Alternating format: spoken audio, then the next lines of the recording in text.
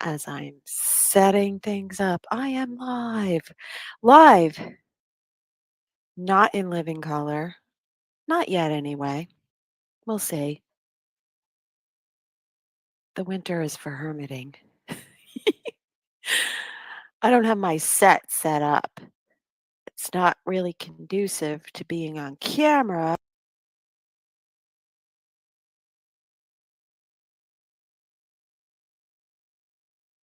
right now. My backlighting is, I'm backlit. I'm in front of a window. It's not ideal. I could use a ring light. That would be awesome. Put that on my wish list. Maybe I should start an Amazon wish list and accept donations and gifts of love. Nothing says I love you like money and real world assets, including crypto. Did you know? Did you know? I accept crypto for payments for my readings, for my work, in exchange for my efforts. So I'm excited about that. Although no one has stepped forward yet to hand me their crypto in exchange for my infinite wisdom in astrology, my analysis. But I expect that'll happen soon, and this will be the year. In fact, this could be the month, and it could be you. It could be you or you or you. Yes, I'm here with my diamond hands outstretched, ready to receive your crypto in exchange for one Aquarian thing in exchange for another. Astrology for digital currency. Yes, yes, it will be. So mote it be. So, who will be the first? And you know what? Here's what I'm going to do. For whoever wants to be the first customer to pay me in crypto, I will accept a donation, which means we won't set a price. You tell me what you're looking for, and I'll tell you approximately how much time I think it'll take. It usually takes more. So, time in my world, time doesn't really exist, right? It's a construct, and my readings take as long as they need to take. And I'm really sorry for people who don't really want a long reading. I'll try to, keep it concise, but I'm honest. When you get on the phone with me, or if I send you a recording, it's usually longer than what you think it might be. And I don't know, is that a good thing or a bad thing? I don't know. I don't know. For me, it's not a great thing. It means I'm taking more time probably than I need to, but that's okay. I'm getting better. So, yeah, that's the way it works. And if you want to be the very first crypto customer, you can send me a DM. Find me on Twitter X and send me a DM. Yes, you need to follow me. Otherwise, your message will go into the bin marked, "What the frack is this?" And I don't often open that little folder there, you know, because it could be spam. It could be people sending pictures of their weenus. Like, I don't need to be seeing that shit. But anyway, all jokes aside, follow me if you like the content, if you enjoy astrology, if you want to learn more, if you are bored and have nothing else to do, follow me. My timeline is quite interesting. I think, I think I, like to post shit post and I like to learn things and I will repost things that I find interesting and things I like to laugh at because what are we here for if not to poke fun at the charade? But anyway, yeah, if you are looking for a reading, again, you can email me at astrolunachick@gmail.com. If you don't get a response within 24 hours, email me again or send me a DM. Again, here on Twitter X or Instagram or Fartbook or wherever you might find me.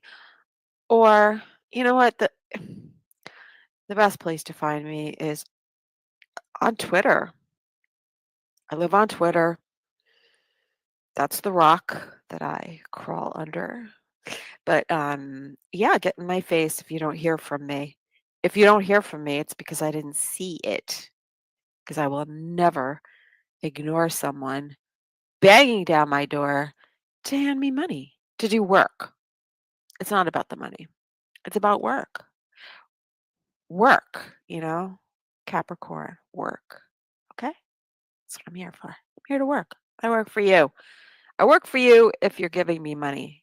If you're not giving me money, then assume that I don't work for you. And if you ask me for something and I do it, or you want my attention and I give it to you, there's a reason. It's probably because I find you to be an interesting human being. Anyway, yeah, I'm just kind of shooting the shit here. Wait until people show up on the live stream. Again, you know where to find me, Astro Luna Chick, on pretty much every platform. Even if I don't use the platform, chances are I've gone on there and claimed my profile just to piss on my territory to market. I'm feral like that. So, so much fun. Oh my God. Thanks for being here, guys. I'm going to try to screen share now. First, we go to the Zoomy. Zoomy Doomy Doomy. And share the screen, which contains the chart. And then we share the Zoom screen. Okay, so let's see. Gotta go to StreamYard, share screen. Okay, I think I got this down by now.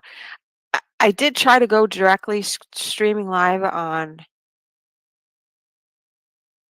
Twitter, but eh, like I haven't gotten that all figured out yet. So I'm just gonna go with my clunky way that I've already figured out, my workaround,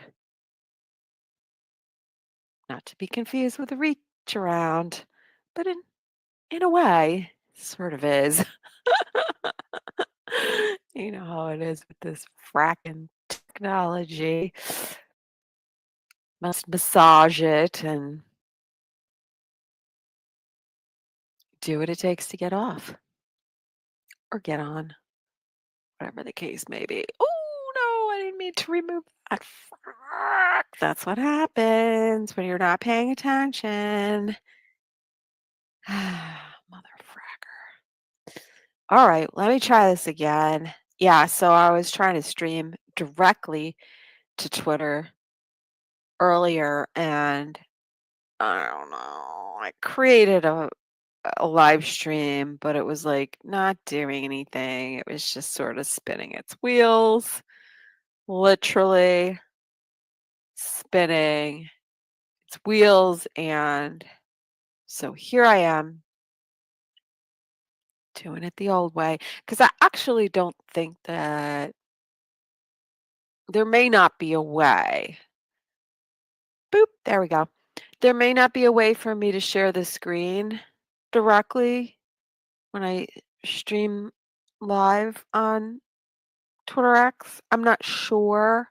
So This is fine.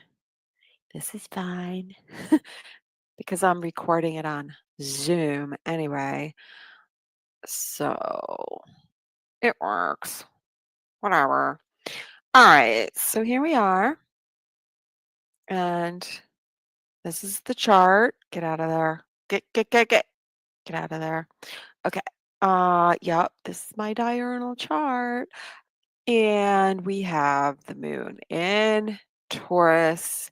Probably not quite exact to the degree. 'Cause chart is set for 11:06. That's just the time that I look at the chart for every day. Uh, it's like opening the morning newspaper. I open the chart, I look at my chart for the day and say, "What type of fuckery is this?" This looks like good fuckery. It's fine. This is fine, you know? She's okay, so yeah, we got the moon in Taurus. Not bad. Earth signs are vibing with this. Not too shabby. The moon is, yeah, like I said, in Taurus most of the day. It should, yeah, it'll be in Taurus. Yep. Today's a Taurus moon, so that gets along real well with the Pisces planets that we have. Moon earlier sextiled Saturn. It's a good grounding, stabilizing energy, and hopefully putting some structure and some practicality to whatever we want to accomplish today. And also, earlier, when the moon did sextile to Saturn, so let's say, that probably would have been about, oh, 8 hours ago, roughly. I'm on Eastern Standard Time or Eastern Daylight, or who the fuck knows. So, the East Coast, the right coast, as opposed to the left coast. So, adjust for your time zone. But, so for me, about 8 hours ago, I was asleep, probably having some wonderful astral travel, some kind of frolicking in the astral, I imagine. And so we had our first quarter moon square, opening square, which is like, you know, this is the opening scene, right? Think about the moon cycle from new moon to the full moon, then to the next new moon. Think about that as a month-long season and your favorite binge-worthy, you know, show, right? Your show and your favorite series. So we've have seasons, right? Okay, so a season, yeah, we can have a solar season. That's a year. We can have a lunar season. We can have an eclipse season from eclipse to eclipse. But looking at it from that perspective, 28 days of a lunar cycle, and we're halfway through between the new moon and the full moon. It's like, you have a couple episodes and then you have the big, like, sort of climax in terms of the story arc. Let's put it that way. The full moon would be the big crisis moment, right? But in astrology, the waxing moon, first quarter square, squares are crisis moments. Crisis doesn't need to be bad, and honestly, Sometimes they're good, but squares force us into action. And so, um, it could be a new character stepping out onto the scene or some kind of challenge that you need to rise to, or some sort of maybe an idea or a point of focus that came up with the new moon where you're like, yeah, I'm going to like tackle that. This is going to be the month that I tackle that. So at the first quarter square, it pushes us towards action. So it goes from being an idea, a sentiment, a feeling, um, an inspiration, a desire to something more solid to act upon. And particularly with this aspect because the moon is sextile to Saturn. So it's like one, we get a feeling of something being created, a structure, uh, a long term, um, something long term manifesting, something of substance. Because let's face it, Saturn is about the physical reality.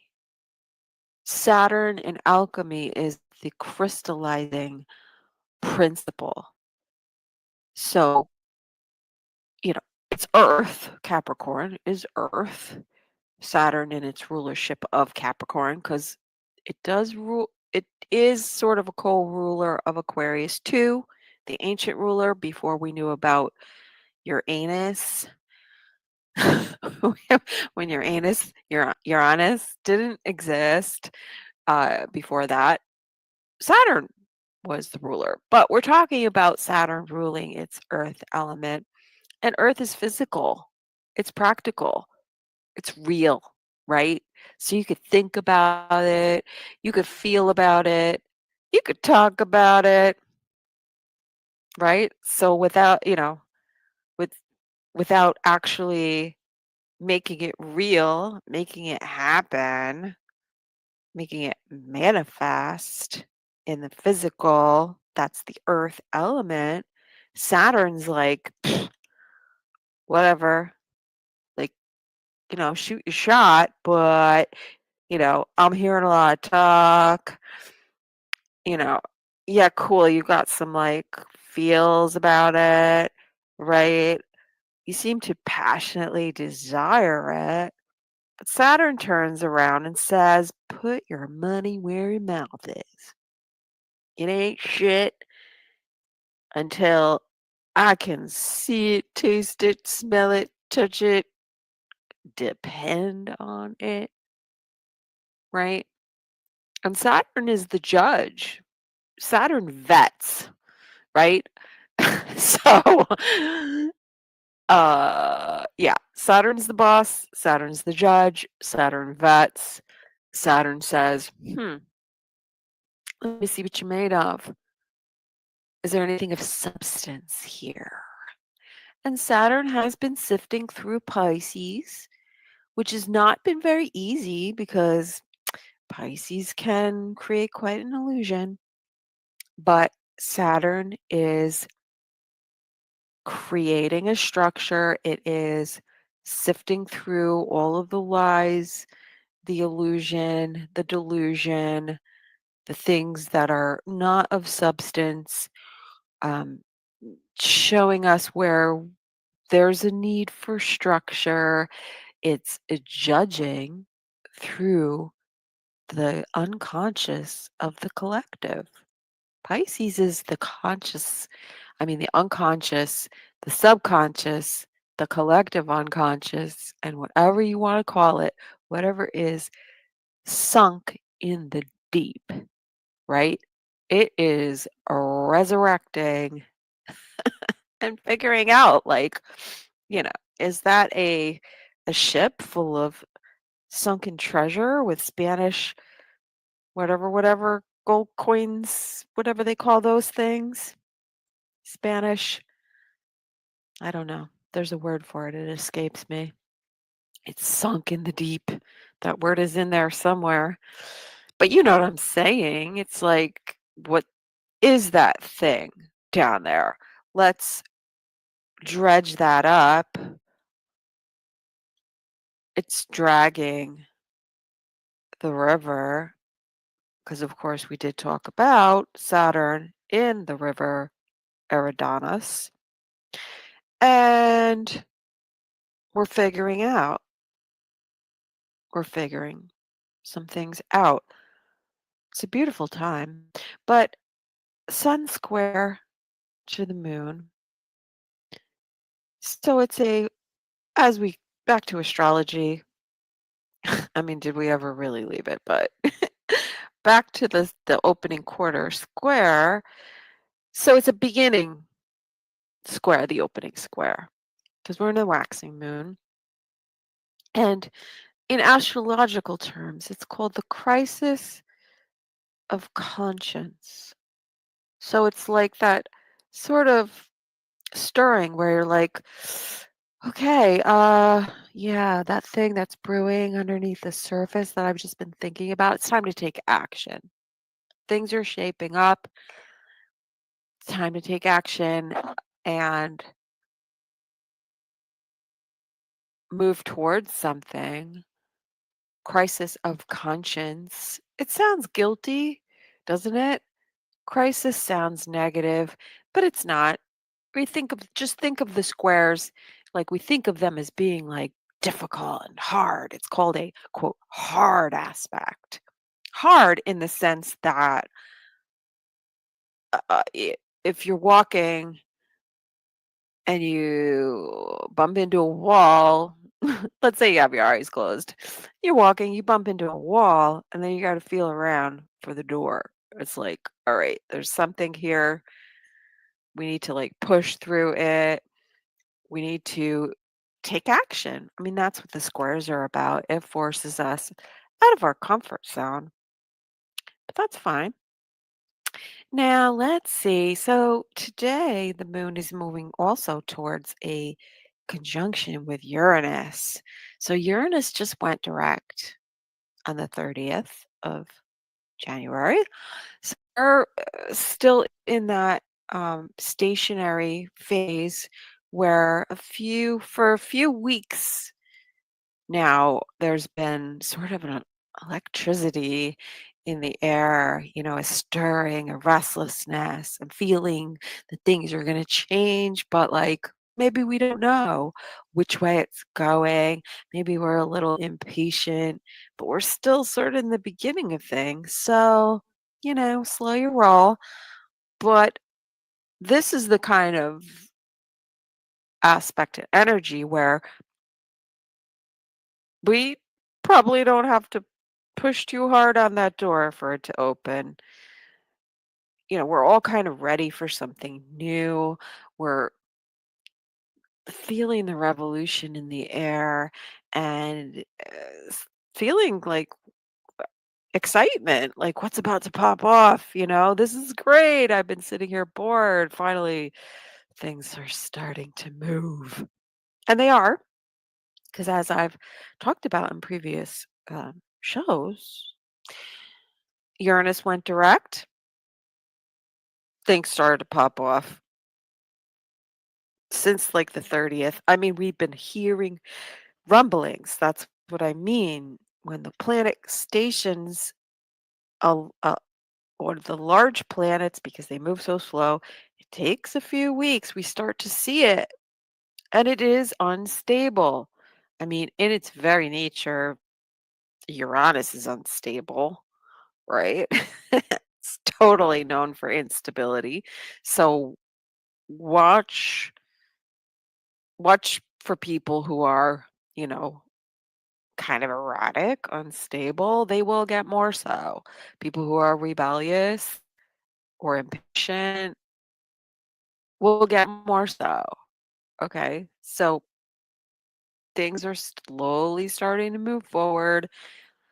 See my pinned post on Twitter X. It gives you all the dates of when the planets this month are going forward, and then everything is direct for about a week until March when Venus and Mercury will go retrograde. Haven't really talked about that yet, but Venus has entered Aries, and Venus will be revisiting these degrees when she starts to retrograde. We'll talk about that in another show. So, what you can get from this is that Venus will return to where she is right now. Venus is also giving us clues as to what the Saturn Neptune conjunction will look like when Saturn and Neptune move into Aries. Okay, that's a huge deal. Topic for another show. So if you've heard people talk about, if you heard, I haven't really talked about it. I may have mentioned it, but this is a big freaking deal. Like I don't know, have we ever even seen this? I'd have to go back and look. Saturn, Neptune conjunctions, they happen. So Saturn has like a what, 28, 30-year cycle. So you got to figure like about every 30 years, Saturn and Neptune. No, not that's might not be true. Let me not lie. But they conjunct. They don't necessarily conjunct at 0 degrees of Aries. That 0 degrees of Aries, the Aries point, is one of the points that we call in astrology a world point. This is a total reset. Total reset. And it's interesting to me because Saturn is a new structure, a new government, a new reality. And Neptune is completely unknown. So, maybe what we're looking at here is something that is created by the collective, comes from the collective unconscious, Pisces. S- Neptune rules Pisces. And it's the beginning of a whole new world. 0, Aries, first degree, first sign of the zodiac. New, new, never been done before, never been seen before, never, ever, ever, ever, ever. Like, and I would have to go back and look and see if Saturn and Neptune ever conjuncted at this degree and what happened. But like, I wouldn't be surprised if it like in our, thousands of years of history if it ever happened. So it's got that feel to it. So, point is Venus at 0 degrees of Aries is giving us a glimmer of what this new life will look like for us specifically. And Venus is going to sextile Pluto. So, that's the power to create something.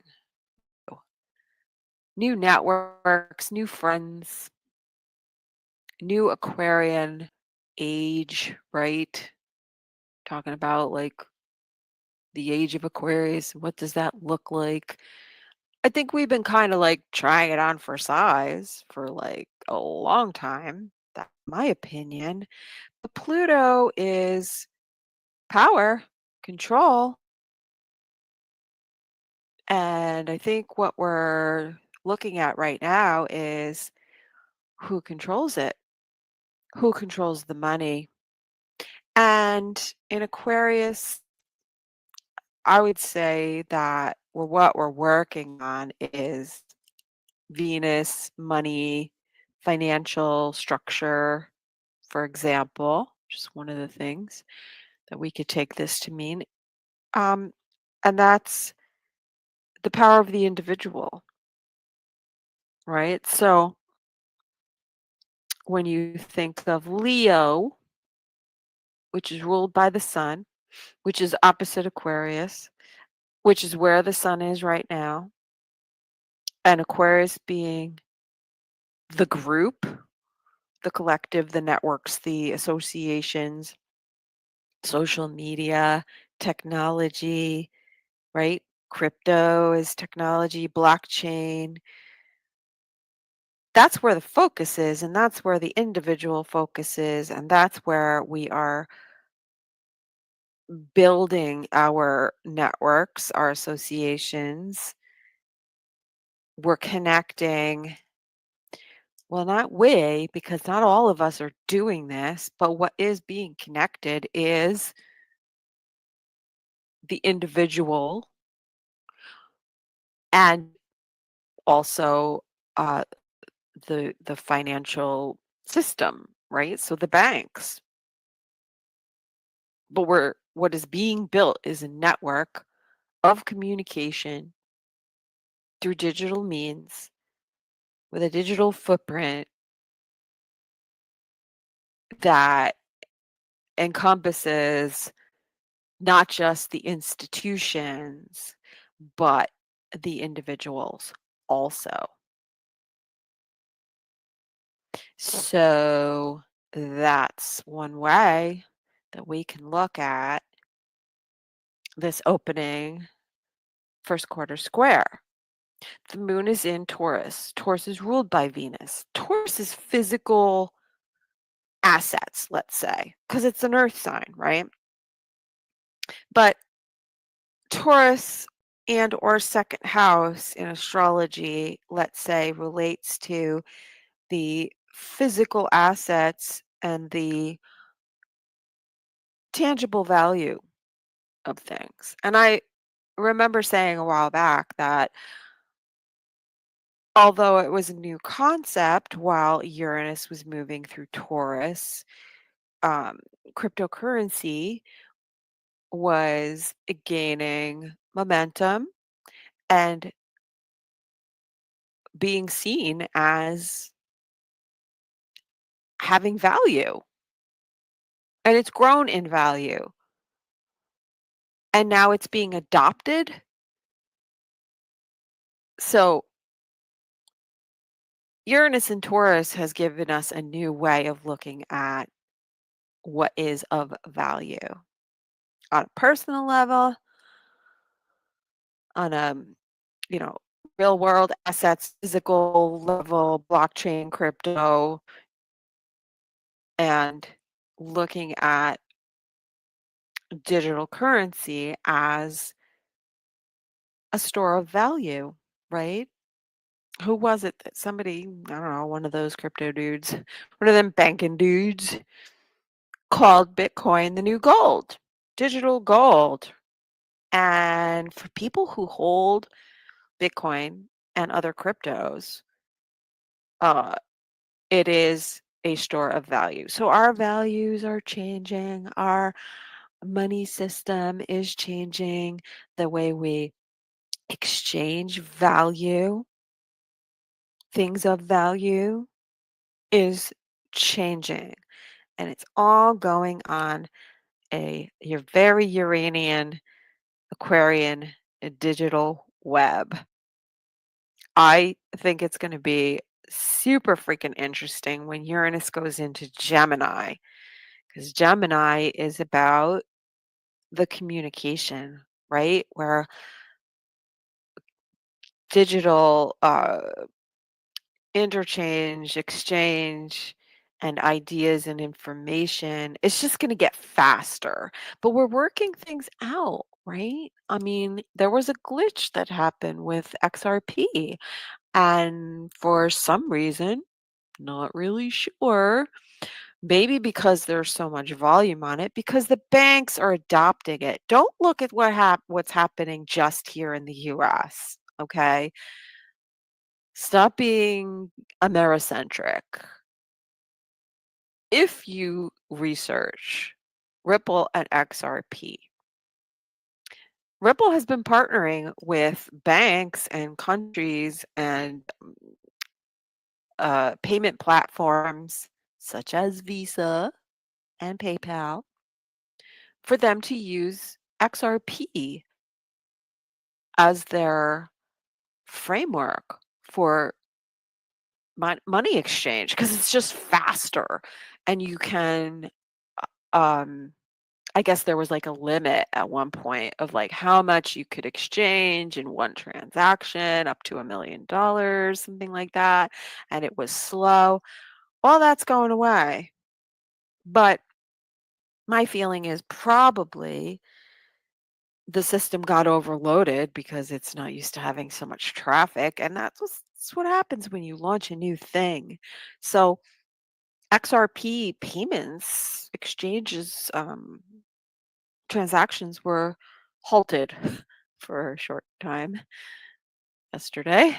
So, it's all very interesting. But anyway, just to bring it back to a personal level, yeah, Aquarius is about our friends and our networks and our social connections. And so maybe we're like reaching a new level of communication, the beginnings of new possibilities of people to connect with, people with our shared values, and making it real, tangible, um, putting our foot forward. Venus is in Aries, right? So, like, Venus is ready to make the first move. Like, not, it's not, it's gotten through its illusions in Pisces and sort of seen its own projections and, you know, scared by its own shadow, and has sorted through what's real and what's not, and is ready now, like, new start, new beginning, feeling pretty good about ourselves. Venus and Aries, not scared. Feel like, this is like the Fool card right here. If I were to say what would the astrological chart look like for the Fool? The Fool. This is what I'm looking at. I'm looking at the Fool. So, what else? What else could we look at? So, the moon, the first quarter square. Okay. Moon sextile Saturn, feeling pretty secure. Square the sun, sun as the beginning, moving forward from the new moon is feeling, the vibe, the connection, the desire to get out there and um, make something, create something, build something really nice because the moon is feeling Uranus already. It's feeling like, wow, things are about to pop off. There is awesome opportunities here because things are different now. Like, it's okay to come out, crawl out from underneath that rock, look around, and see that we're dealing with a different energy now. So things are changing. Social media is changing. Um, Technology, we're like really feeling that whole change since Uranus went direct. It caused a lot of anxiety. Like, if you were strung out and you didn't know why, I mean, just blame it on your anus. Okay. Okay. And also, the moon had made a sextile earlier to Mars, which is still out of bounds and retrograde with a square to Chiron. That has been funky. Funky for days now. Mwah. So, that's where the crunk was coming from, if you experience that. I know I did. I did. I lost my shit at one point, but that's okay. I needed to blow off that steam, and it's fine. Uh, so the moon sextile to Mars, probably feeling a little bit better because Mars is approaching that Saturn, and we need that grounding. Like we're looking for that grounding, that footing, and it's difficult. We're sorting out the feelings, we're sorting out the past, we're recalculating, as the GPS would say. With Mars going retrograde, there's a lot that's being processed. There's a lot that's being healed. There's a lot that is, it needs to be dealt with on an emotional level um, before we can move forward. Let me just say that. The sun is going to make an inconjunct to Mars. That'll be a little uncomfortable, maybe. That could be someone's uh, issues being triggered or, red flags popping out in an uncomfortable way, or somebody goes silent. You don't know why. I mean, just consider not everything is about you. And when people are texting or, messaging online, you have friends that are like social media friends, whatever. And I have great friends. Like I've made great friends through social media that I've never met.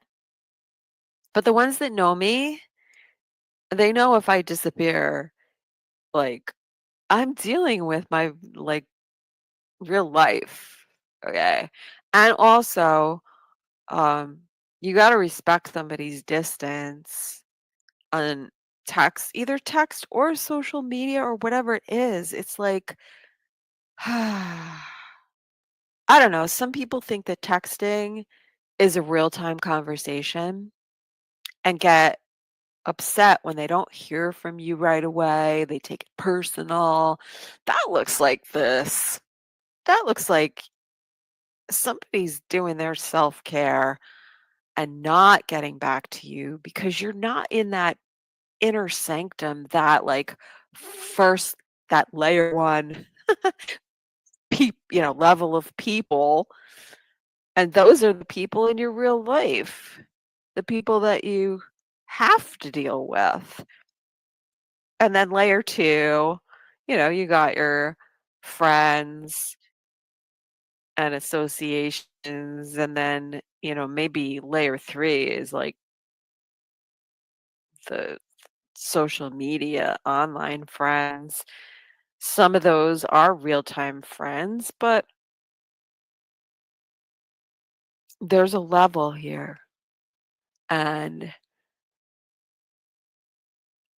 when I look at this, I think some people may think that they are on a closer level or have a more of like entitlement to your time and your energy and your attention um than they actually do. Like you got to see it for what it is, right? It's like also, texting is just I don't know. With texting and long distance, virtual, social media connections, there is a tendency to develop an emotional attachment to something that isn't what you think it is. You know what I mean? So that's what this is giving to me. That maybe the moon in Taurus gets attached. Like it needs that, you know. On the one hand, there's that need and desire to have people in your environment, your real life, IRL, and real world assets. Let me just put that in there if you're in the crypto space. So there's the difference between digital and real world assets, right? Um, and we can't get them confused because it's easy to get attached to something that makes you feel good. Doesn't mean that it's going to translate well into the real world. So that is my public service announcement for today for Venus at 0 degrees of Aries. And now we're going to talk about an asteroid. Now that we've talked about Uranus, we're going to talk about your asteroids. So juvenile. Um, Venus in Aries is conjunct the asteroid Borisisi. So Borisisi is it comes from a novel. I believe it's Cat's Cradle, but you know what? Let me look it up because I don't want to be wrong. I like being right. Hey, if you guys are watching and you're liking this live stream, please take a moment to hit that little heart button. There's 9 of you. I see 9 of you. The other day, I did a live stream for 50 minutes with no sound, and there was 29 views. Not eyes, because there's 2 eyes, but views. And I thought, uh, like, why are people on here if there's no sound? Who's watching? Is it Big Brother? Big Sister? I don't know because only one person who I actually do know exists and is a real follower of my work. And I know they exist. I know they're human. They're not digital. They're not a bot. Only one person liked it. So I don't know. It's fine. I don't know if you guys realize that um, they changed the algorithm and people can't see what you like. So it's okay to go ahead and like the live stream. If you're a real person, like the live stream. I appreciate the support. It'll help get the word out and bump my stream up in views and in the algorithm. And it will let me know that you love me. And because no one can see who liked this post, it'll just be between me and you. Okay? So you don't have to be afraid of people knowing that you like astrology or you liked Astro Lunatic. Only I will know. Unless you don't want me to know, and then I think you're lame. So you're a coward. You're not deserving of everything that Venus and Aries has to offer. And so, mm, what can I say? This shit will leave you behind. Trepidation. Fortune favors the bold.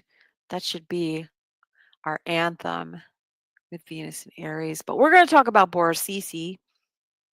And Borasisi, long story short, is about the lies that we tell ourselves in order to be happy. Borasisi made a lot of sense to me when it was in Pisces, and it was in Pisces, excuse me, for very long.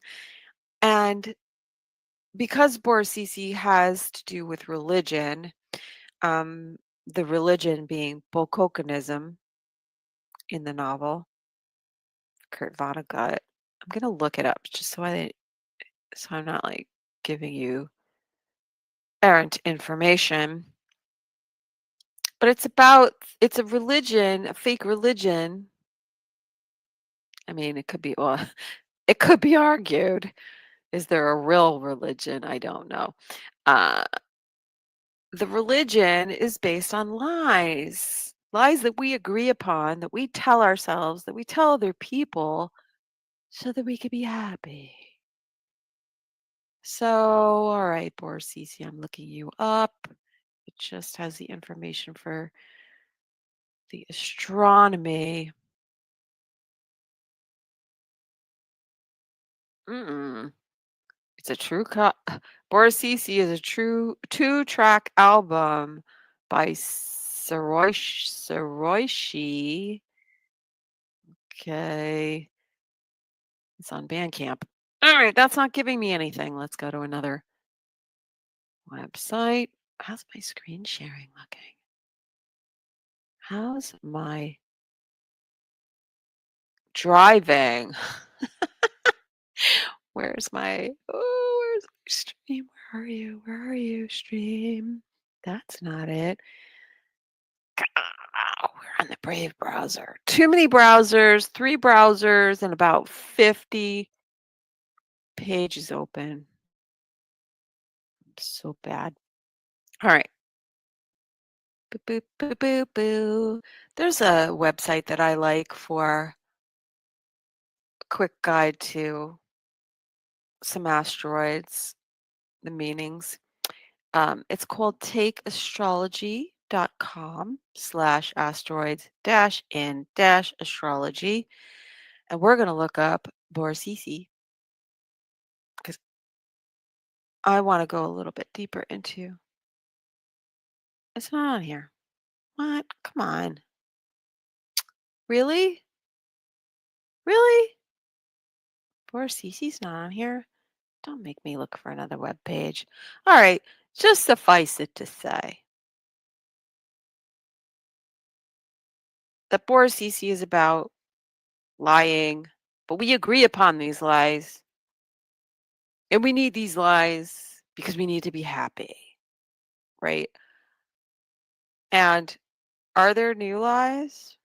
Because Borisisi in Aries, at the Aries point, 0 degrees, it's a new set of lies. So it's like the old lies or the lies of the Piscean age or the Piscean type of lies have been exposed. So now we need new lies, right? So watch the narrative. Watch the narrative because there's a new narrative, there's new values, and new lies. Okay. Along with this new world at Aries point beginning, the prequel, if you will, to Saturn Neptune crossing the Aries point is a foundation being laid with new lies so we can be happy. So good luck. Happy sifting through that. Um, and look at it in as it relates to relationships. You know, we always say, to quote The Who, we won't get fooled again. No, we won't. We won't believe that same lie, but we might believe a new one. Okay, here's what we're going to do. There's another asteroid I need to look at. It's one of my favorites. It's asteroid Lie. Oh yeah, there's an asteroid named Lie. Lie. Mm. For that, I like the website true-node.com, and I create my own ephemeris. And Lie, see where Lie is right now. Lie has been, ooh, wait a minute. Okay, that's 2024. Where's Lie? Where's the lie? Where's the lie? Today is the 5th of February. So wow. Lie. Asteroid Lie is at 8 degrees of Sagittarius. 8 degrees of Sagittarius. Hmm. it's moving towards an opposition with Jupiter. It'll be opposite Jupiter by the 11th. 8 degrees of Sag. Okay, when it's opposite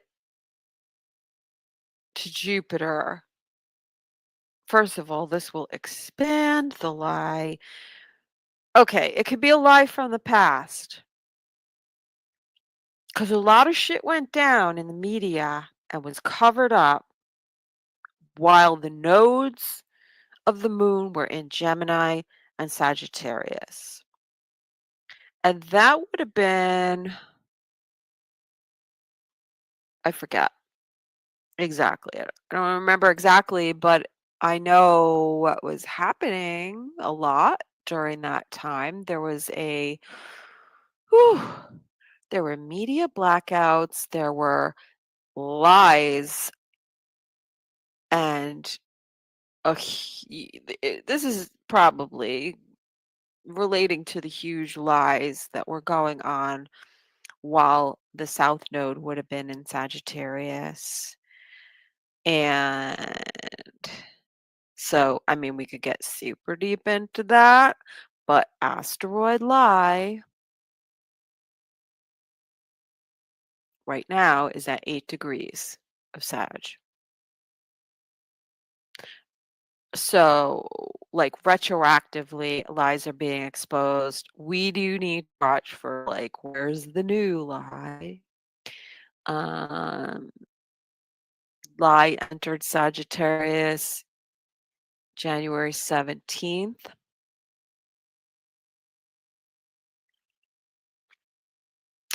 So Sagittarius is the sign ruled by Jupiter. It's also about truth.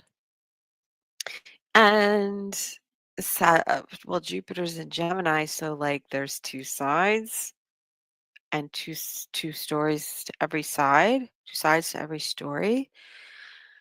And so there's a lot going on, sifting out to get to the truth. Sagittarius. I mean, Sagittarius is our beliefs, and our philosophies. So, each belief structure, each philosophy, each side that represents that factor will have their own lies. So it don't matter what side you're on or what side of the issue you fall on. The point is getting to the truth. Now, I will say that um, 10 degrees of Sagittarius is the star Antares. Let me just make sure. Um, Antares? I think it's Antares, but we will check and see. And that is war. That's attack, war. Antares means in opposition. And Aries is Aries. So mm, let me just check. Um, a war of words, a war of words, a war in the media. So this brings to mind propaganda, PR firms, media spin, and one thing, smear campaigns. You have to realize that not the media is not reporting necessarily the truth. They get paid to report things, and there are oh, okay, Sagittarius, 9 degrees. Um, I did say once Jupiter went direct that things would get really heated and ramp up as far as lawsuits go. And then also Jupiter in Sagittarius is the media and news. So then I don't remember if I said it on a podcast or if I like posted it. I did mention that I felt like the next thing to come was because what do we have? What's going on right now is um, agencies within the government being restructured, departments, people coming, people going, the new administration, and they're looking at where's the money going, right? Oh boy, right? Uh, so I mean that's been pretty nuts. But I felt like next things happen because that would have been Uranus in Taurus. Like the news, like the big shakeup happening, Uranus, sudden changes in Taurus having to do with money, finances, big stuff going on with the money and the way we exchange it at banks, but where the money is going. So all that's getting exposed, right? Um, Jupiter going direct in Gemini is I had talked about Jupiter being on a star that's in the constellation of Orion. Orion, the story of Orion, he was blinded, he got his sight back by sun gazing. And that to me brought back that quote about sunlight being the best disinfectant and how that's very often quoted by lawyers that, I follow and listen to regularly on the YouTubes. And I had to go back and look who said that. And it was a quote attributed to a Supreme Court Justice, Brandeis, from the early 20th century. And then I looked further into him, and he's a little questionable of, what his philosophies and beliefs were, but it doesn't make the statement any less true. And very, very interesting, last week, in my digging around, saw that someone else quoted him as saying something else, Justice Brandeis. And I thought, how interesting, how very interesting, because I had just looked at the same thing. So for me, those are little indicators that this is stirring. It's like my own WebBot project where I can see where the tide is turning, when the tide is turning, and what direction it's turning in. So sunlight being the best disinfectant is a concept of openness and transparency, and how we're looking at some court cases that are really um, that have a large amount of public eyes on them, a lot of public scrutiny. We're watching because there's so little transparency. They're hiding the ball. They're sealing documents. They're having closed hearings that are not going on the public record. And people are like, what the hell is going on here? That's all changing. We're going to get more transparency. Now that Jupiter is direct, we are going to see the what has not been so transparent is going to be made public. So there's a lie that is about to be exposed that is going to be exposed because the truth of Jupiter going direct in Gemini could be a lawsuit filed, and because of that lawsuit, it's amazing what filing a civil suit or um or a criminal suit, when someone brings a suit to the court and alleges that another party did something that is illegal, immoral, unethical, whatever, whatever. Oh boy. So, considering the fact that it's lie in Sagittarius, the sign of truth, and opposite Jupiter in Gemini, I'm going to say there could be a lot of slander lawsuits being filed, maybe even lawsuits against lawyers. But what it's exposing is the lie. The lie will be exposed. Hallelujah.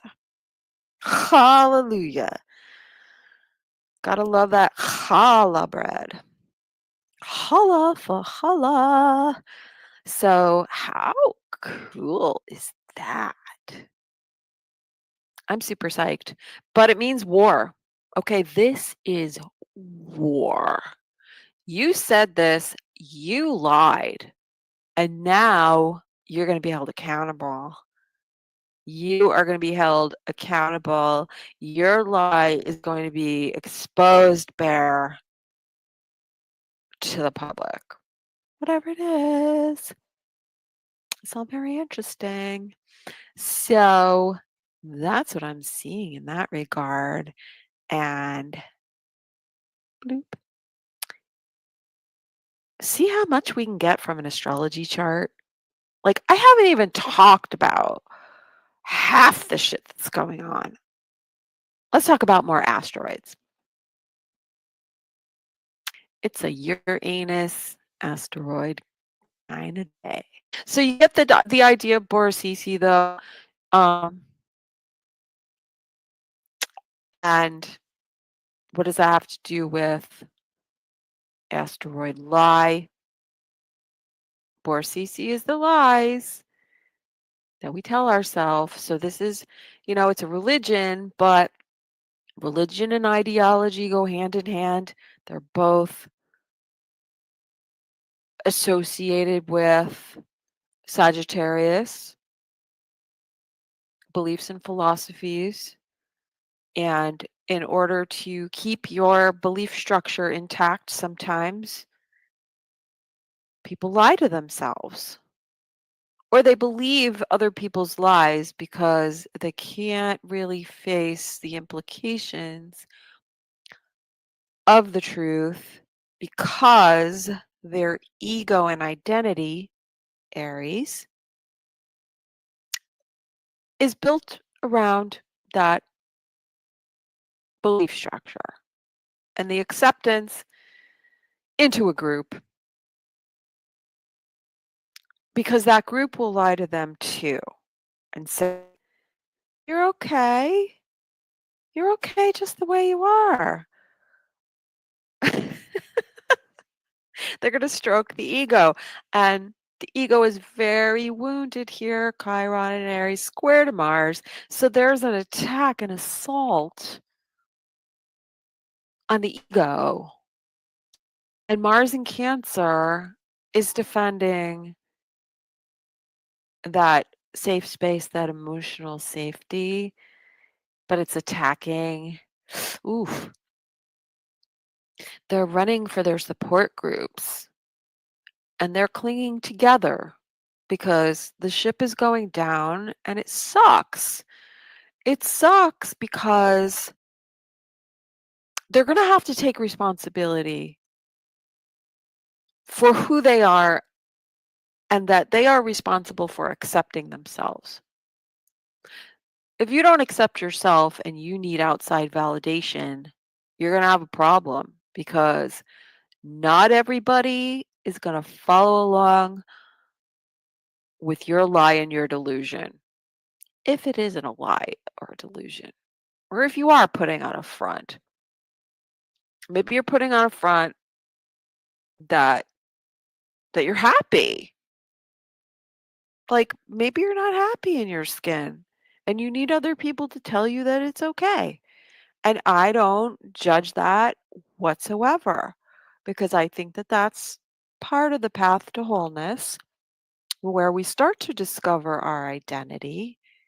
We start to get a handle on it and realize we're different, you know, than maybe what we grew up with or what we were taught, the belief structure that we were born into, whatever it is. We're different than what other people thought we were, and we're not that identity that was overlaid onto us. And we are individuating and finding our own identity. And we don't know that it's on shaky ground or that we're insecure until we get attacked, until we get challenged, until there's aggression or there's some kind of something beating down that wall, right?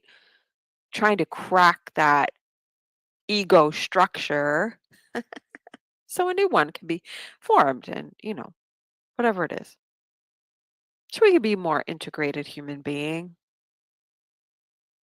So it's all good, right? But it doesn't feel good when we feel like we're under attack for being who we are.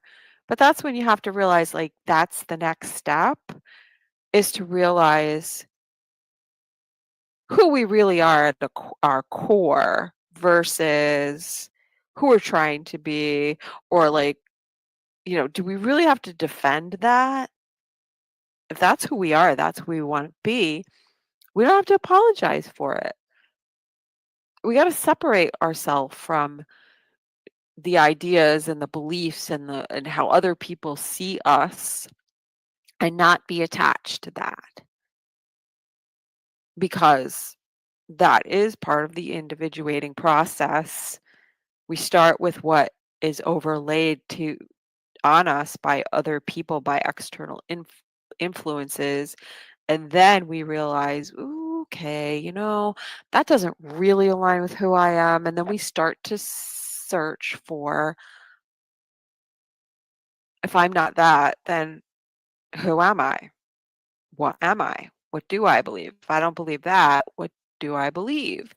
And it's healthy to surround yourself with people who are affirming of who you are becoming, who you feel you are now, as opposed to before, right?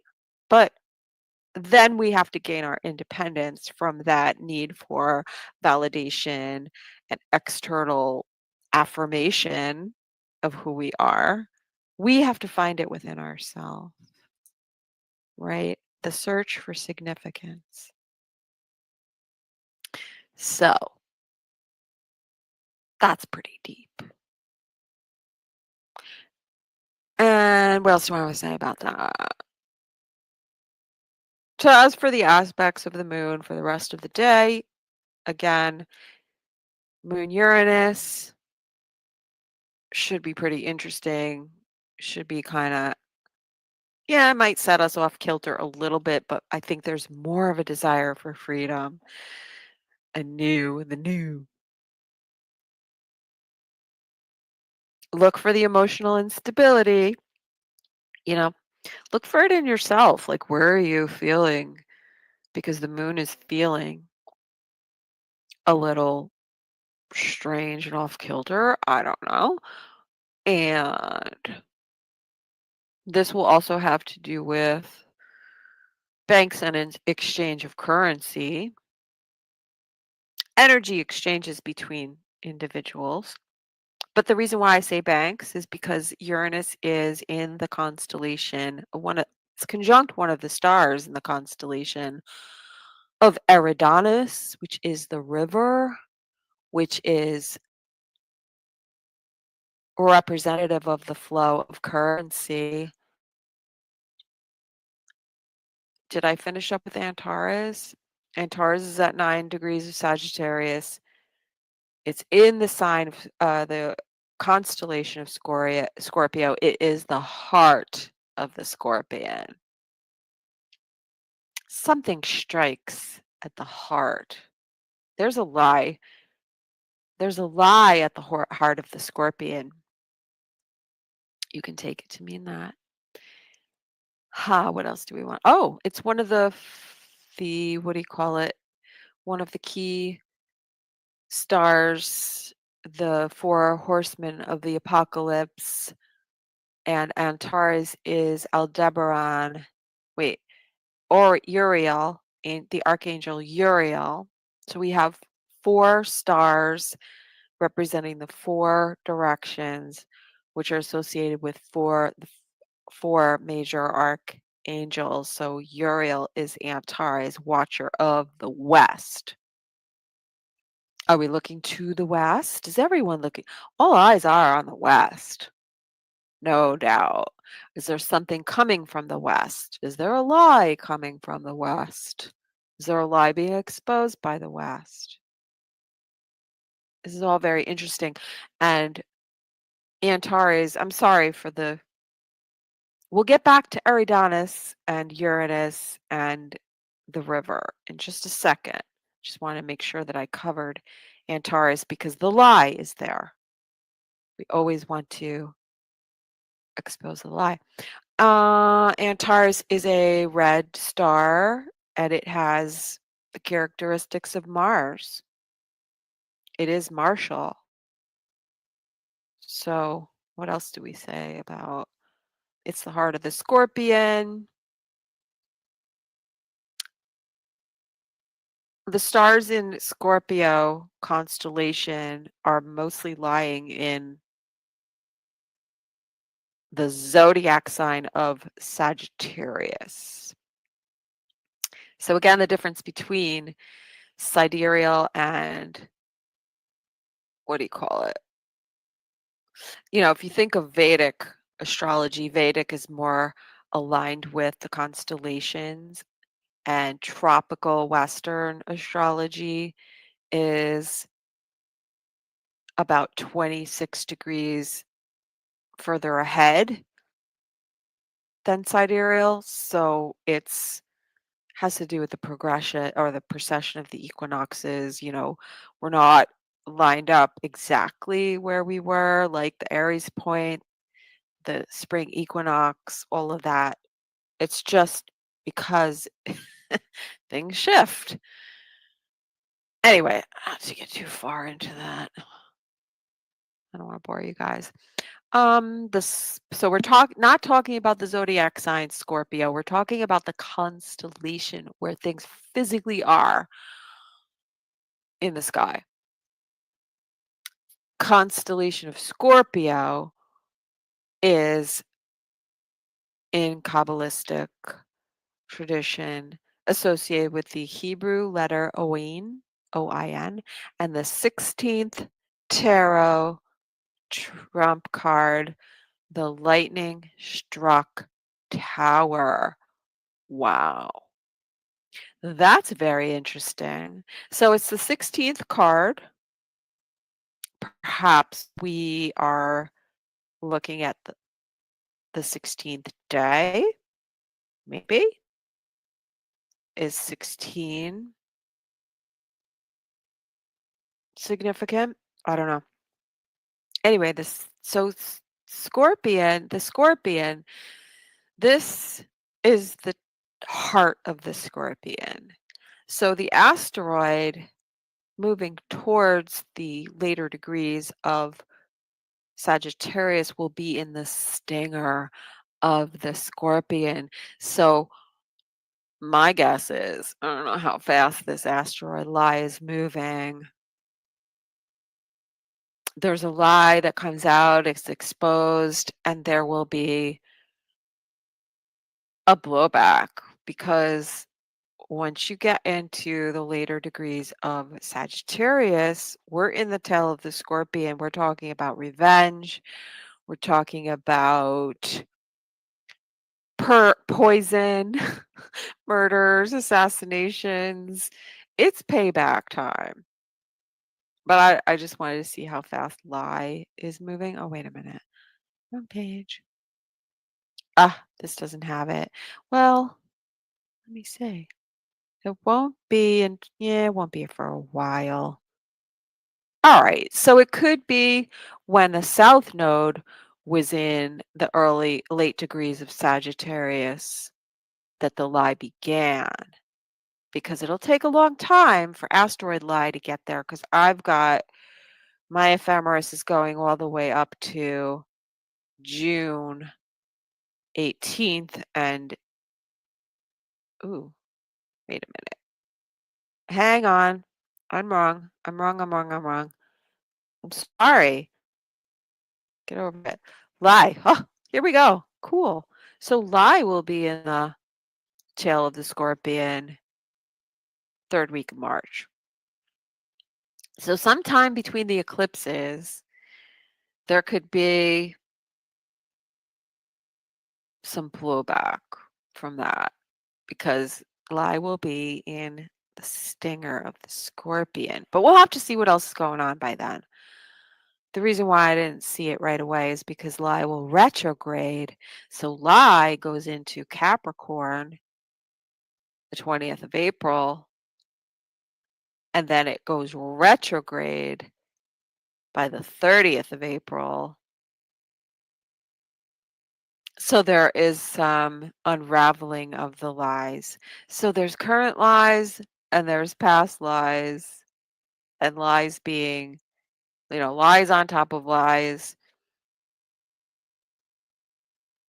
Confusing, right? Who's lying here? Where's the lie?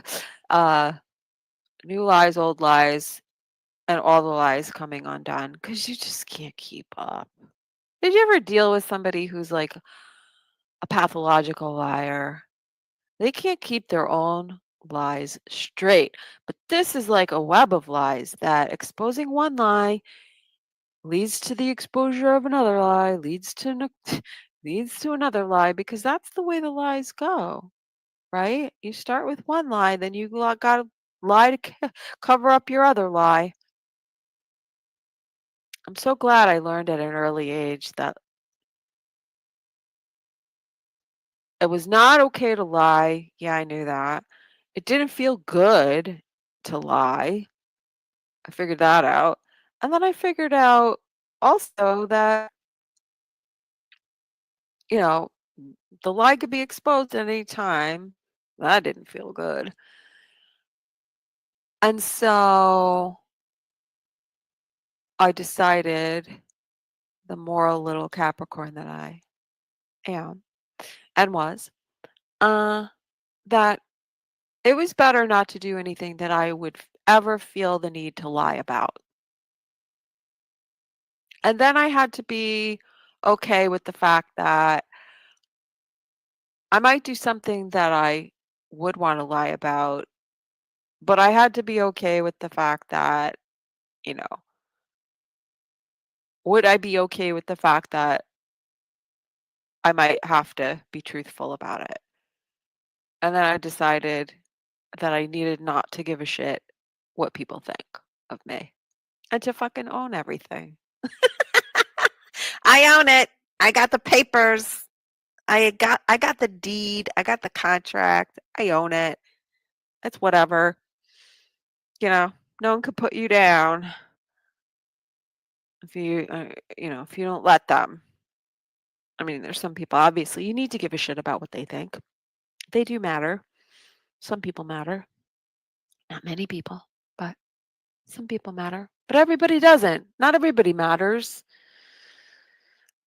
So that's asteroid lie. What else is going on? What the hell is going on in the heavens? And what is up your anus? If anybody's a songwriter and wants to write me a theme song, anybody?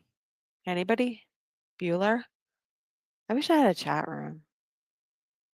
Sure wish I had a chat room.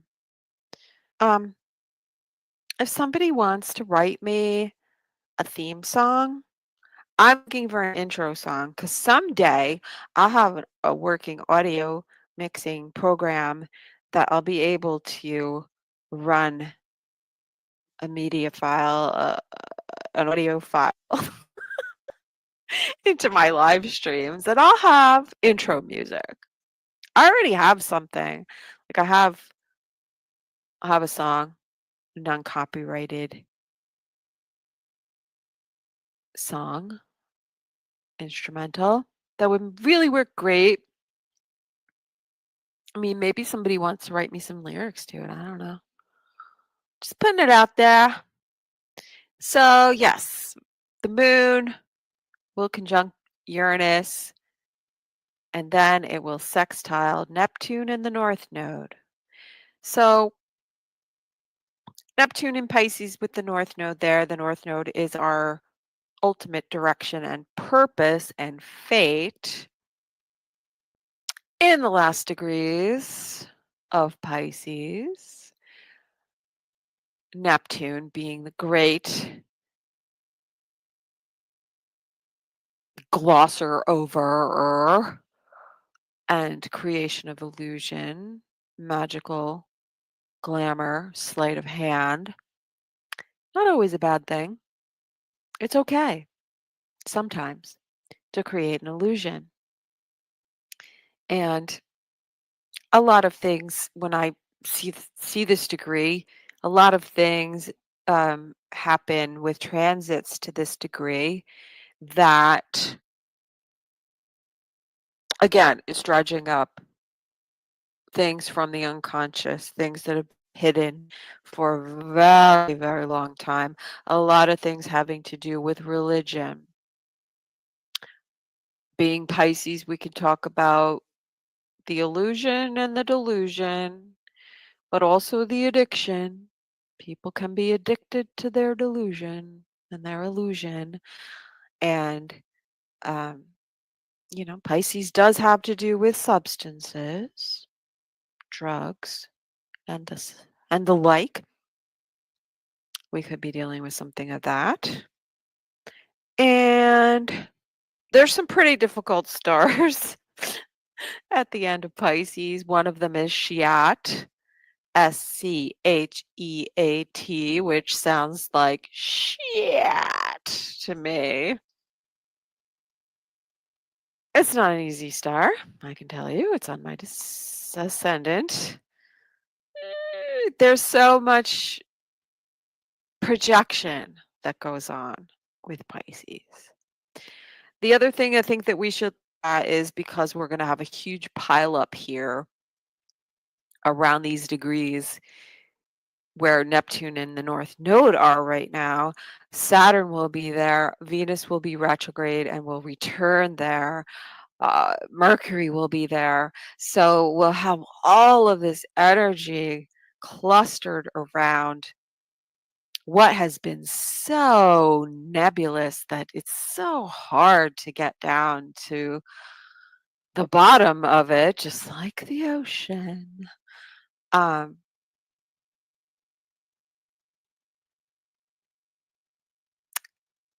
yeah, we'll have so much energy, planetary energy concentrated there. We're going to have a lunar eclipse in Virgo on the south node, releasing the details, releasing people. Virgo also is staff and workforce. And yeah, I don't know. Probably a lot to do with governmental agencies and civil servants, because that is Virgo too. But let's look at the Pisces degree, because Uranus is sextiling. That's why. I heard you. You were asking, why the fuck are we talking about this? Because the moon and Uranus will be sextiling this degree. Uranus is going to be moving towards that degree. It's 23 right now. It'll be at 28 soon. So Uranus is shaking up and helping this whole exposure along. Uh, and Uranus will only be closer to that sextile by the time the eclipses come. So that's why, fuckers. God damn, telepathy sucks. All right, Azazel Faj, 28 degrees of Pisces. This is in the constellation of, I know I'm not screen sharing, but I'm on constellation of words and you can look it up for yourself. Go to list of stars, go scroll all the way to the bottom, and you'll see Azazel Fa Azazel Fafal Fafaj. Just reminds me of sounds like a yogurt. 28 degrees Pisces in the constellation of Cygnus the Swan. Ooh, this is juicy. So Cygnus is the swan that Jupiter, aka Zeus, transformed himself into. So Zeus turned himself into a swan and seduced Leda, the queen of Sparta, a human woman, and got her pregnant. And so she became the mother.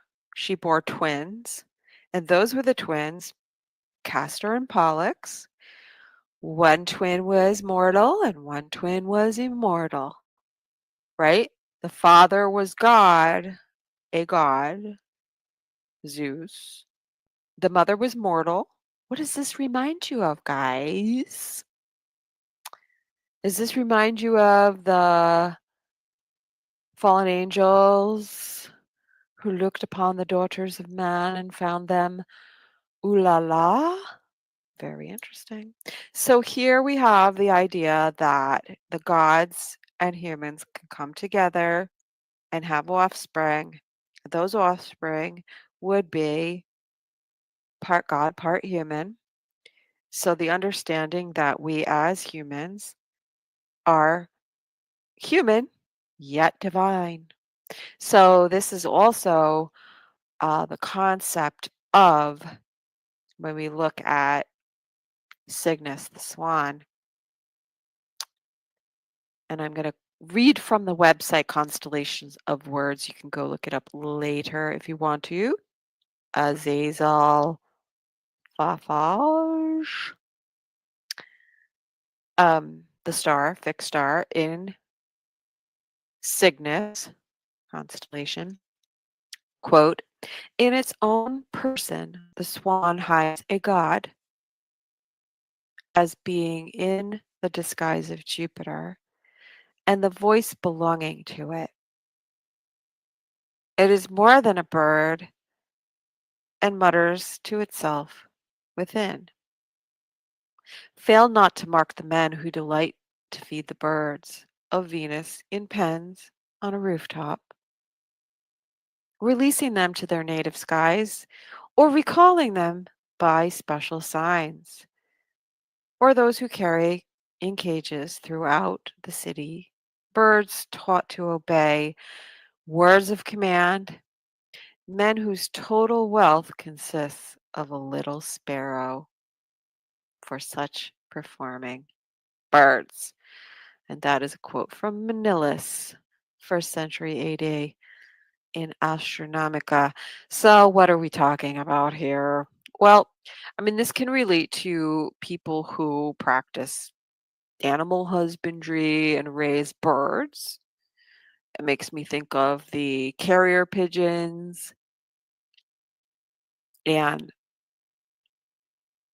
those, God, I don't know if they even exist, but in movies I've seen them, these big pens screened in cages of birds, of pigeons or carrier pigeons. I don't know. I think the carrier pigeons, right? On rooftops in New York City. Um, so as it says here, fail not to mark, meaning take notice, don't overlook the men who delight to feed the birds of Venus in pens on a rooftop. The birds of Venus.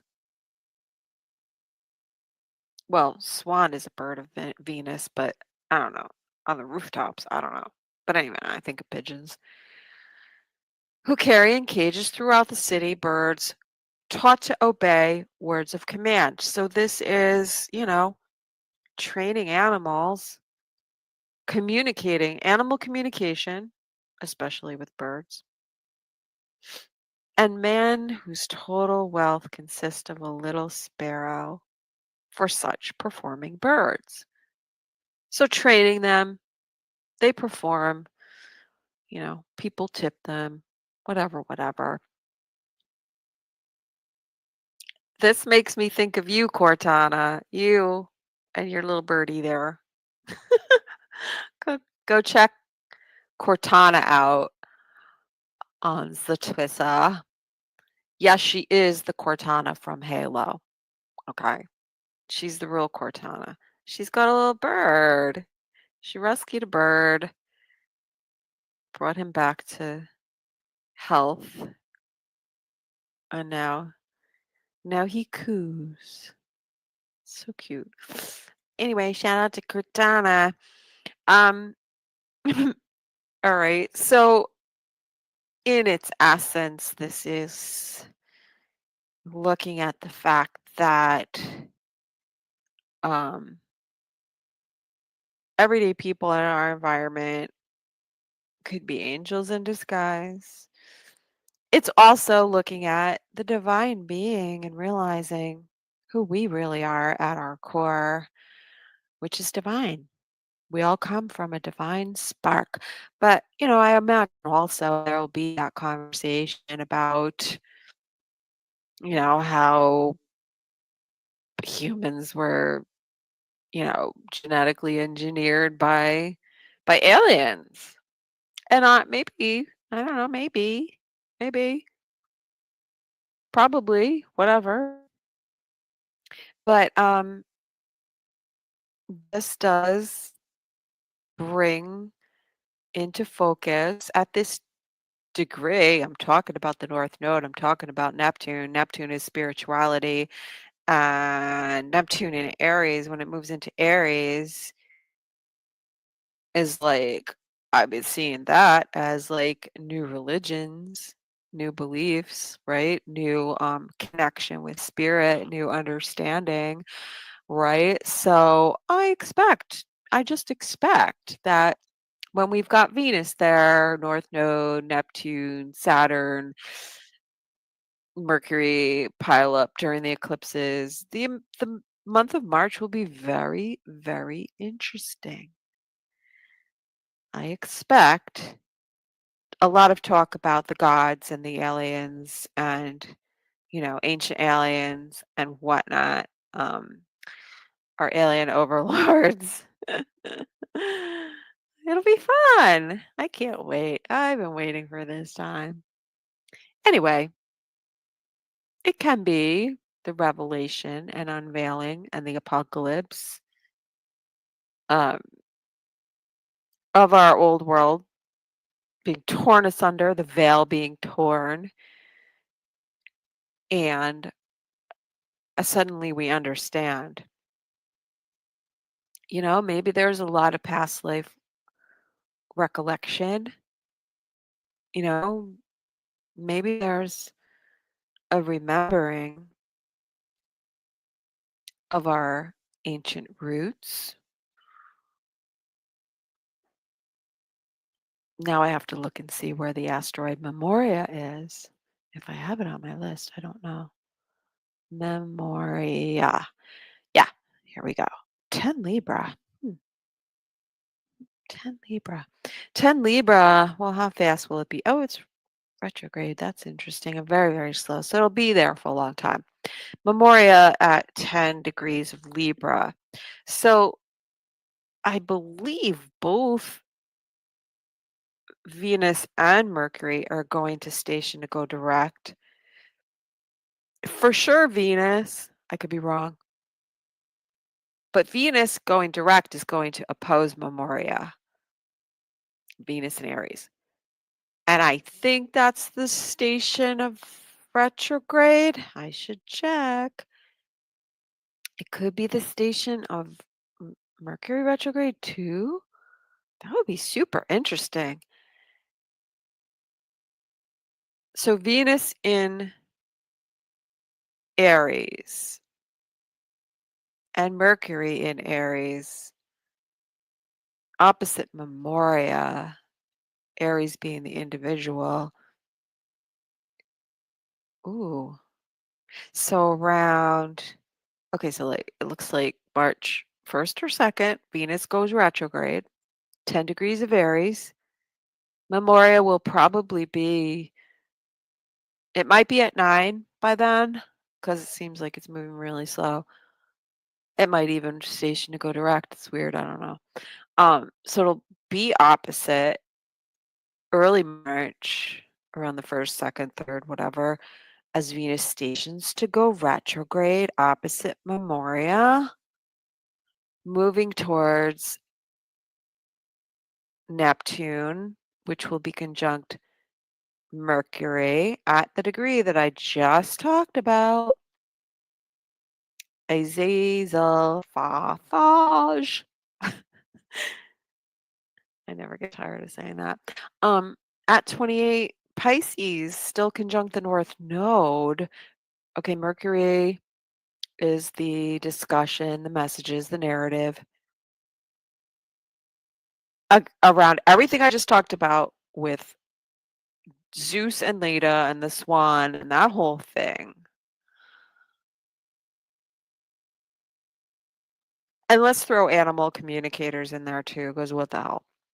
But Venus opposite Memoria, Venus retrograde, Memoria retrograde. Let me see. Okay, now I have to look and see if Memoria will still be retrograde. That'll be interesting because that's the past, memories, Venus, relationships, Aries, the individual, remembering who they are, having through their relationships perhaps. Ooh, Venus is conjunct Salacia. I like Salacia. Or Salacia if you want, but Salacia is salacious. It's salty. It's juicy gossip. And Memoria. Where's Memoria? Boo. What? Where's Memoria? Mm.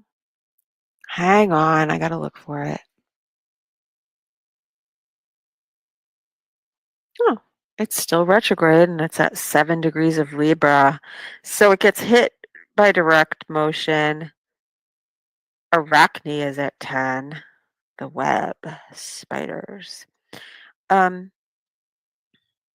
okay, I just need to say, so at 7 Libra, Venus is going to oppose it by direct, go retrograde, come back, and oppose it again. When Venus is at, well, Venus and Mercury are going to come together. We're going too far ahead. You don't need to know this right now. Oops. Let's just stick to where we are right now. Being able to rewind and fast forward is a blessing and a curse at the same time. So that's interesting. Anyway, is there any more juice in this lemon? Is there anything I want to say? Anything more that we need to know about today's astrology? That's it, pretty much. Moon and Taurus all day. Moon will go into Gemini tomorrow. Early morning, let's say, on the East Coast, early morning. I expect more ideas, communications coming in from people inspiration and collaboration, transformation of relationships because we've changed. We're new. We've got a new attitude. So this will really perk us up, I think, because first of all, the direct motion of Jupiter and Uranus, it's it's good. It's shaking us up out of our comfort zone, but also like you get into these doldrums, in North America here where it's like, ugh, I need something to make me happy. I need to be inspired by something new. So we do. We do have a new fresh energy, fresh outlook. We can feel like, you know, there's hope in the world now. And the moon going into Gemini will quicken the mind and looks very positive. There's new opportunities here. That is all I want to say about that.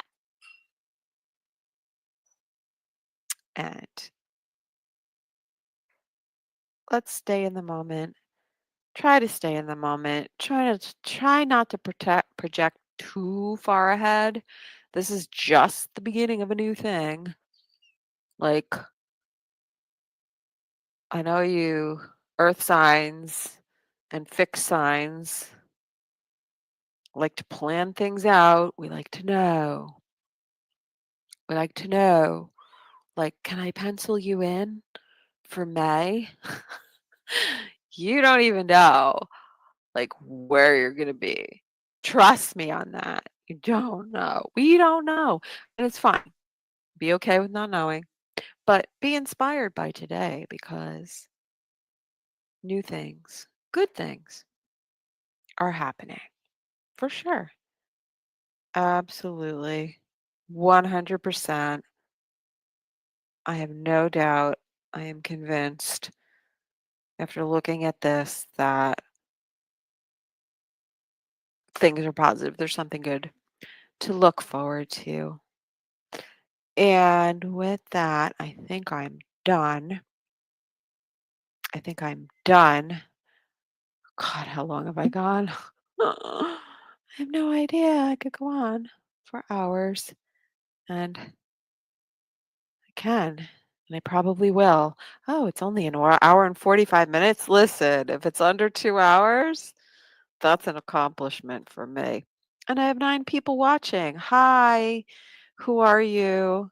Let me know that you're not a bot by liking this post, this live stream.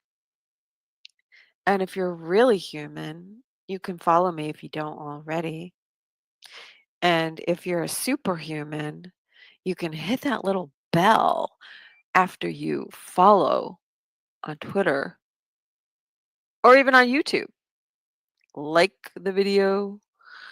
You can follow my channel or my account. And then there's a bell and you can ring it. And what will happen is when I go live or I post a video, you will get notified, which will be very important in the future. So please like, share, and subscribe. It'll help me grow and it'll help me know what is live and what is Memorex. I wish there was an echo there at the end. All right, you alien weirdos. Thanks for being here. And as always, thanks for supporting the channel and my efforts. Again, if you're interested in a reading, you can contact me by direct message or you can email me at astrolunachek@gmail.com. And if you don't hear back from me in 24 hours, you can come and send me a little message on Twitter or on Instagram. If you follow me, I'll see your message. So definitely follow and subscribe or whatever you do, hit the bell so that you'll get updates when I go live because this is the year. Hashtag goals. I'm going to be doing live readings, and I know y'all like a freebie. So you get a chance to sample my wares. Not my underwears, but my wares. My astro wares. Anyway, that's it for now. And yeah, inquire about a reading. I take all forms of payment. No, I don't want your firstborn. I have one of my own. However, if you want to send me crypto, this is the year when I will take my first payment in crypto for a reading. So if you want to be there, you want to be that one, you want to be the first, you want to pop that crypto cherry for me. Just putting it out there. Anything for money. No, really, anything for crypto because I believe this is the year and there will be more adoption of crypto and there will be X payments. But I do like, the personal feel of peer to peer digital transactions. Yes? So I am a crypto hoe. I'm not ashamed and I will proclaim it from the rooftops. So if you want to be the first, let me know. Let a sister know, and we'll work it out, and I will get this party started. Know what I'm saying? Alrighty. It's been fun. Thank you guys again. Love you. Mean it, K bye, and thanks for stopping by. Ciao for now.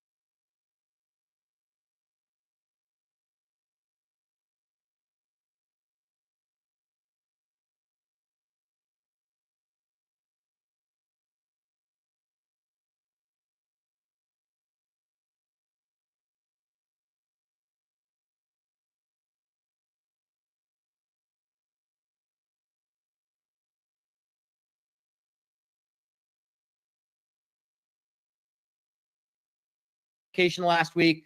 This person said, I don't think it's the real Trump. I agree. I mean, hold on a second. I'll tell you right now. Let me see something. I'm going. This is what we call live investigative. Live, right? No, that's not that. That's not it. Because when you look at Donald Trump's Twitter account, yep, it says @real Donald Trump, and it's just a picture of his face. There's no flag behind it. At least I got it. There you go. At least from what I'm seeing on Twitter, it doesn't. That's why we do the investigative journalism. This is why we do live. We give it to you live, fresh. And he's right. Trump doesn't have a blue check mark.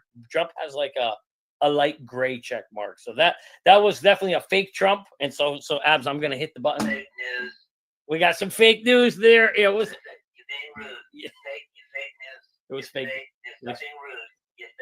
There you go. So there you have it. We heard it right from the man himself. And that's fake news. He was not inside that. But you know what? They got a lot of freaking that clickbait works every time, Abs. Got you to fight. Don't hate the player, hate the game. As I say, Johnny Crypto. Here's some interesting updates that I'd like to go over with you and Mario. The SEC transfers its top crypto litigator to the IT department. He played a key role in both the Ripple and Coinbase lawsuits. Another sign that this case is over. We talked about it earlier. I just wanted to give you a chance to comment, and then we'll continue. Yeah, I mean, boot him. Get him out of there. You know, I think at the end of the day, we saw that.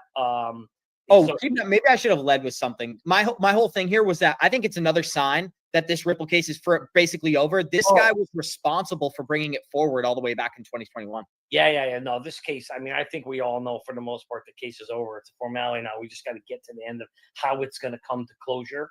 You know, they're gonna probably drop the appeal, sign the papers, take the check, right? Brad's got a big check on the table. I'm sure the SEC office is gonna take that check and go with it. But I think we also saw yesterday, you saw Hester Pierce put out the Crypto Task Force website, Abs. We actually have a website. One that actually, you remember, Gary? Oh, it's all set. It's out there. Just sign the papers. Come on in. We'll give you crypto, and then bang, we'll slap you with a lawsuit. Well, those days are over. The Gary Gensler crypto website is canceled. We have now there it is. We have the new Crypto Task Force, which actually talks about, you know, what they want to do in crypto, you know, to be able to submit your application and get the process started and what it's all about. So finally, you know, we definitely now have a more friendly SEC office that's going to, I think, work with people. Now, it's just sad that, remember, Brad said that he went to the SEC office. Does everybody remember how many times Brad said he went?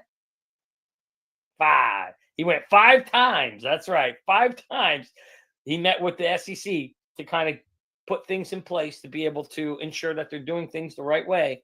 And instead of getting what he thought was going to be direction of what to do to be able to push XRP and get it out there in the world, he got slapped with a lawsuit, right? That is going to change now. Now Brad needs to go knocking on the door. Of course, Brad's got bigger connections. He don't need Hester Pierce no more. He's like, yeah, I'll just call the president. I'll just call the vice president. I got him on speed dial. So it's a whole different ballgame, my friend. We love you guys. We appreciate you guys. We're going to wrap it up. Mario, I'd love to give you a chance to say goodbye as well. If you can, we're at 970 likes. Can we break 1,000 likes before the end of the live stream? I'm just going to address the user poll. We'll talk about it, and then we'll bring it home. Yeah, brother, it was good being back on Good Morning Crypto. It's good that we're going to get to see each other today. We'll see if we're able to come on. I did see all the comments in the live chat. I'm on my laptop. I don't have my YouTube account signed in here, but I did want to say to everyone that sent love, I appreciate every single one of you. Thanks for the kind words, and it was good seeing everyone back here on the chat. Obviously, I know you've been here every day except me, so super excited to be back and be on with you and Johnny, and let's have good travels. And the next couple of months for crypto are just going to be so exciting. Can't wait. We love you, Mario. We're excited. And we're doing some Korean barbecue tonight if me and Johnny got anything to say about it, guys. So I'm looking forward to it. My plan doesn't lay until midnight, so maybe I should take that back. We'll have to reschedule, do it another time. I'm looking forward to it, guys. And Johnny, there is actually something that I feel like people want your opinion on. Last night, the XRP ledger went down. It paused.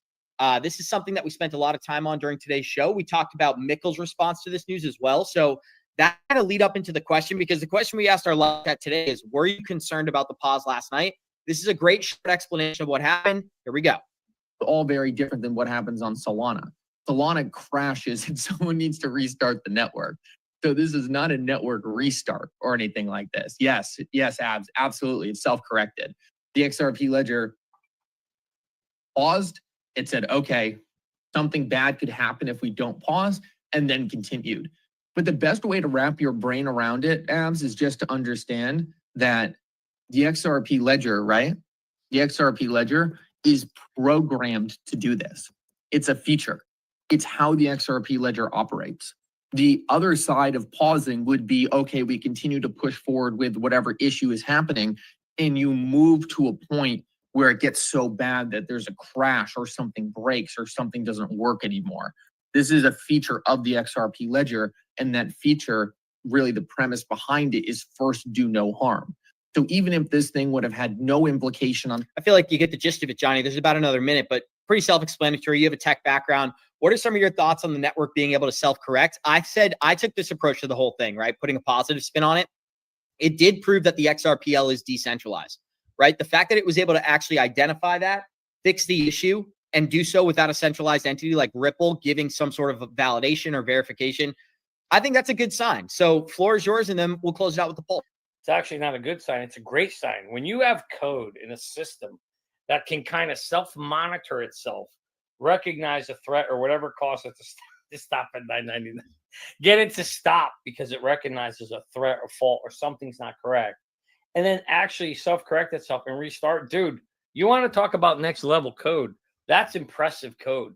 That's very, very good tech right there. We're actually trying to build that on one of the projects I'm working on. And we're talking about that yesterday, about having self-resetting modes and mechanisms. So it's so funny that here we happen to be talking the same thing right now. But yeah, that's incredibly that to me makes me feel good. Like he's right about Solana. When Solana crashes, just crashes. Like you're waiting.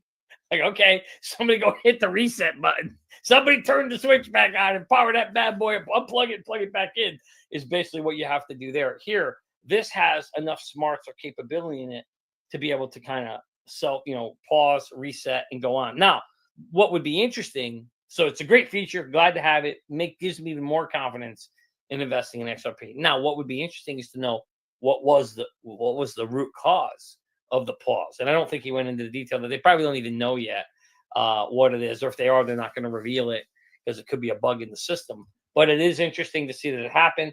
I'm assuming that coders are probably looking at exactly what caused it, probably start to put a root cause to it and try to fix it to prevent that from happening again. But that's a great mechanism, and nobody should view that as a bad thing. You should view that as a good thing. It's a great thing, Johnny. And it's the fact that it is decentralized, and we proved that yesterday. We're going to close it out with the results of the user poll. Are you concerned about the XRP ledger pause last night? 71% said no, 28% said yes. That's out of 1.9 thousand votes. Let's just give Mario a chance to comment, and then we'll close it out for today. No, I think that explanation from Mikkel makes absolute sense. I actually didn't deep dive on it. The last 48 hours have been very busy for me. So I did see the news that something had happened with XRPL.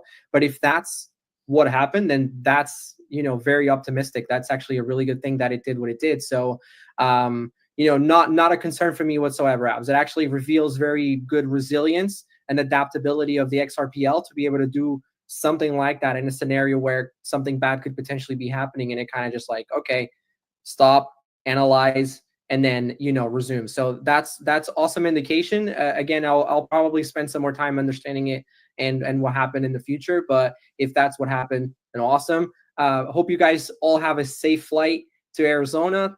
Good to see everyone in the chat, and looking forward to our next episode. Love you guys. Guys, you know how we're going to close it out for today. Mario, I just wanted to point out what we're seeing here is if we lose these price ranges for XRP, we probably go much lower. I do feel like if I'm not going to have a show tomorrow or Friday, I should throw this in here. Watch these ranges for the XRP price charts. This could be a key opportunity here. So if we come back down to the 177 and we don't sustain that, we could be going drastically lower. Do I think that's likely? No. But the reason that I'm saying this is because if you have your limit orders in, you can buy these assets at lower prices. XRP, from my anticipation, isn't going to go back below $2. That's what I would predict. Even if we fall below this bullish pennant, I believe there's enough trading liquidity here at about $2.30 all the way to $2.10. We're not going to go much far below those ranges. And even on this daily candle, Johnny, remember, we went all the way down to $1.77, but we closed out the day back above $2.65. So plenty of volume, plenty of buyers there. Any comments? And then I'll close it out. I mean, look at it. You got major support there at $2 anyway. Like you can see all the wicks below it and kind of leveling there. So if we do drop down again, we'll probably we may retest $2 again, but I don't We ain't staying below it. I don't see that happening, Abs. I mean, you saw what happened when we got to 177. That sucker got bought up so quick, it had no chance.